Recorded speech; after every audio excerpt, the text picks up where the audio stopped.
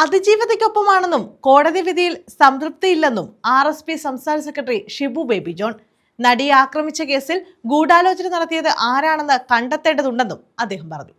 നടിയെ ഉപദ്രവിച്ച കേസിൽ കോടതി വിധിയിൽ സംതൃപ്തിയില്ലെന്ന് RSP സംസ്ഥാന സെക്രട്ടറി ഷിബു ബേബി ജോൺ പറഞ്ഞു. ഗൂഢാലോചന നടത്തിയതിന് പിന്നിൽ ആരാണെന്ന് കണ്ടെത്തേണ്ടതുണ്ട്. പ്രോസിക്യൂഷന് അതിന് കഴിയാത്തത് നിർഭാഗ്യകരമാണ്.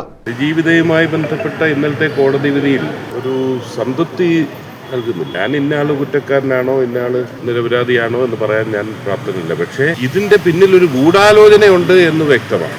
അതാരാണ് എന്നുള്ളതിനെക്കുറിച്ച് എത്തിപ്പെടാൻ പറ്റിയില്ല എന്ന് പറയുന്നതാണ് നമുക്ക് ഒരു തൃപ്തി നൽകാത്ത കാര്യം. നേരിട്ട് ഇടപെട്ടത് അവരുടെ തന്നെ പരാമർശങ്ങൾ കൊട്ടേഷനാണെന്ന് പറയുന്നത്, അവർ വീഡിയോ എടുക്കുന്നത്, മറ്റാർക്കും അതിൻ്റെ തെളിവായി നൽകാൻ സാധിക്കുന്നത്, ഇതൊരു സാധാരണക്കാരൻ എന്നുള്ള നിലയിൽ നമുക്ക് എല്ലാവർക്കും ബോധ്യപ്പെടുന്ന കാര്യങ്ങളാണ്. അത് ആര് ജയിച്ചു? അത് പ്രസക്തമായ ചോദ്യമല്ലേ. അതിനൊരു മറുപടി എന്തുകൊണ്ടോ കോടതിക്ക് നൽകാൻ സാധിച്ചിട്ടില്ല. അന്വേഷണ ചുമതലയുള്ളവർക്കും അത് ചെയ്യാൻ സാധിക്കും. താൻ അതിജീവിതയ്ക്കൊപ്പമാണെന്നും അദ്ദേഹം ചവറയിൽ പറഞ്ഞു. 1 മുതൽ 6 വരെ പ്രതികളെ ശിക്ഷിക്കുമ്പോൾ 8ാം പ്രതിയെ കേന്ദ്രീകരിച്ചല്ല ഞാൻ പറയുന്നത്.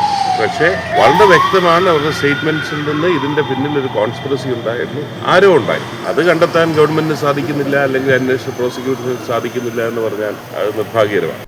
News bureau, Chavara.